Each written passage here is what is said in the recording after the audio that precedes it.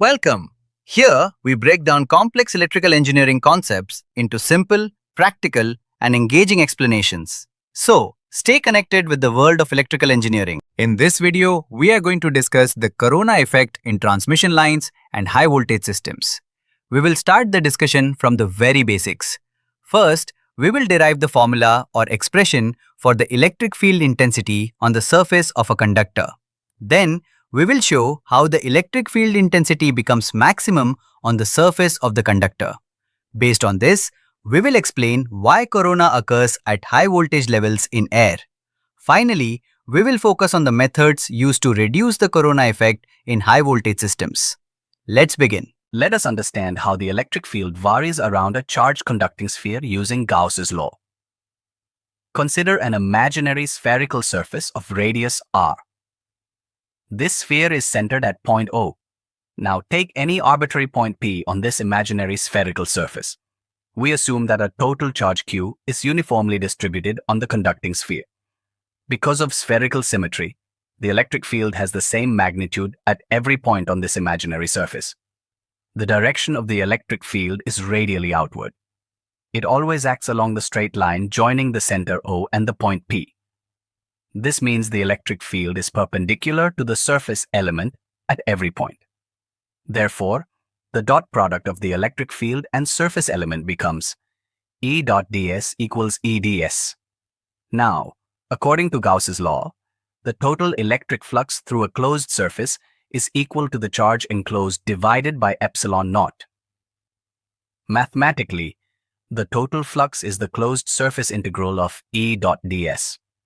Since the electric field E is constant over the imaginary spherical surface, we can take E outside the integral. The remaining integral of ds over a closed sphere gives the total surface area of the sphere, which is 4 pi r square. So the total electric flux becomes phi equals E into 4 pi r square. According to Gauss's law, this flux is also equal to Q divided by epsilon naught.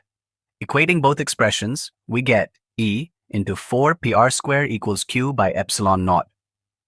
From this, the electric field is E equals Q divided by 4 pi epsilon naught r square. This equation shows that the electric field varies inversely with the square of the distance from the center. If we draw a graph, the x-axis represents distance from the center of the sphere. The y-axis represents electric field intensity. Here, the capital R is the radius of the conducting sphere. We observe that the electric field is maximum at the surface of the conducting sphere. As we move away from the surface, the electric field decreases rapidly. The variation follows a nonlinear curve, not a straight line. This explains why electric field concentration is highest near the surface of conductors. We have already derived the expression for the electric field outside a charged conductor. If we replace the distance small r with the radius of the conductor capital R, we get the electric field intensity at the surface of the conductor. The electric field at the surface is E equals Q divided by 4 pi epsilon naught r square. From this relation, if the radius of the conductor decreases, the electric field at its surface increases. Now, consider a charged conductor placed in air. Air has a dielectric strength of about 30 kilovolts per centimeter. As the voltage of the conductor increases, the electric field intensity at its surface also increases. After a certain limit, the electric field becomes strong enough to ionize the surrounding air. Air molecules break down and release energy, which appears as a faint, reddish or violet glow along with a hissing sound. This phenomenon is known as corona discharge.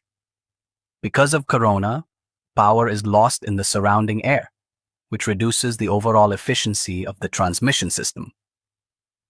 To reduce corona, we must reduce the surface electric field.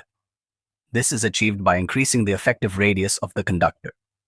That is why bundled conductors are used in high voltage transmission lines, especially above 220 kilovolts. Although bundling increases current capacity, its main purpose is to increase the effective radius, which reduces corona loss. Similarly, corona rings are used in high voltage equipment. The corona ring attains the same potential as the conductor. ensuring uniform voltage distribution. This prevents localized high electric fields near sharp edges and effectively suppresses corona discharge. Please subscribe to our channel and click the like button if you truly like the video, and we will be able to give you a clear idea. Please don't forget to leave a comment on which topic you'd like to see in the next video. Your comment is most important to us.